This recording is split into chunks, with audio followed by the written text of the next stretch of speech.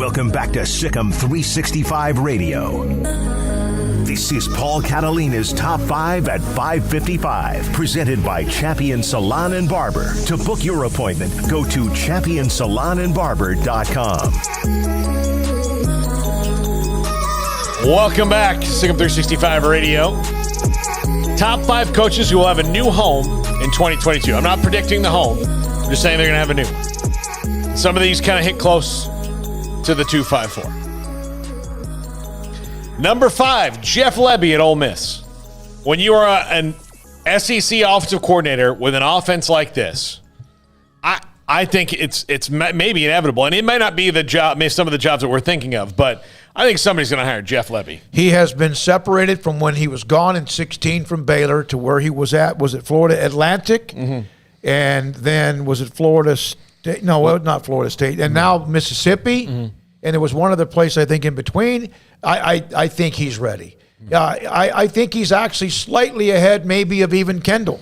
Well, I mean, their offense is a little bit is better. Yeah. You know, they're a better team, and the other thing is nobody works for Lane Kiffin all that long. Well, he's got a better quarterback. He's got a better. Yeah, that's very true. There you go. Yeah, but he's part of coaching that quarterback, so those are the things that are going to help him along. But I think Jeff LEBBY is probably going to get a job. It may not be Texas Tech. That would be probably the biggest one he would be up for, but I think he's going to get something. And like, heck, it might be Washington State. We don't know.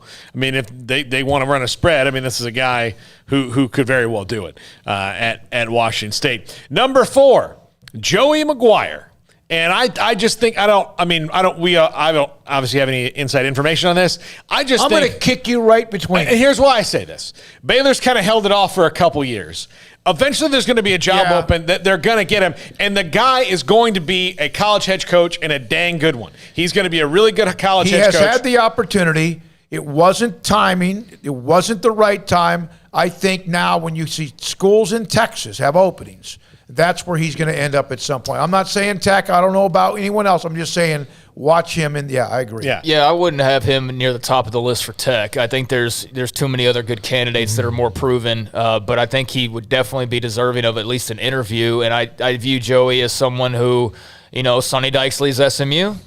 That'd be interesting.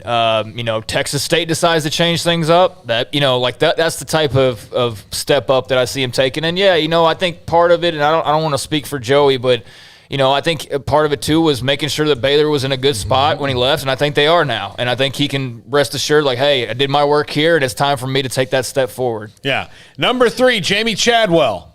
I think this is a guy that, especially if you want to build a program and you may not have a lot of resources at the beginning, this is a guy you want. I think JAMEY CHADWELL is a perfect fit for what Miami has got right now. I think JAMEY CHADWELL to Miami, but there are several other programs that could do really a lot worse than JAMEY CHADWELL.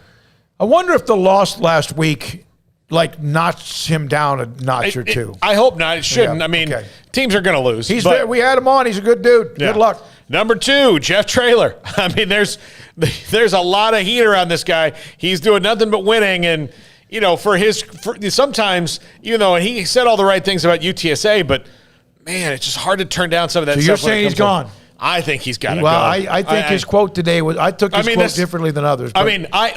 I made this top 5 before I heard that, so I'd be happy to say I'm wrong on this one. I just, and again, I'm not a person who has to be right. Doesn't matter to me. He seems to be. You live to die. You're right. You're wrong. Who cares? I would say this about Jeff TRAYLOR. He's going to take a step up at some point. It's going to be probably in the state of Texas. So that really limits. I mean, Aranda's not leaving Baylor right now as far as we know. We can go down the list. Patterson's still not on the hot seat, even though there's rumbling. So it would take a Sonny Dykes leaving SMU. And I don't know if SMU would even be a big enough step up for him. Yeah. So kind of boils down to Tech, quite frankly. Yeah. And number 1, James Franklin. You change agents, and that's a sign to me. That's plus LSU and USC are both on this guy, and he's going to get so much money thrown at him. I think that he's going to go, and plus it's warmer in both those places. So why wouldn't you leave? Yeah, I mean, there's certainly a lot of rumors. I expect him to stay at Penn State, and I may be way off on that, but or more so, I should say. rather than just expecting him to stay at Penn State, I think the others have a lot better chance of moving on than Franklin does for PSU, in my opinion. Yeah, and one of the things you hear about schools that have coaches that are moving, like SMU has to deal with Dykes and UT San Antonio with TRAYLOR or whatever Baylor's had to deal with in the past. Here's Penn State having to maybe lose a guy, and they're a blue blood. All right, thanks to Jack McKenzie. Hayden Bumpus came in after taunting us yesterday on the chat room.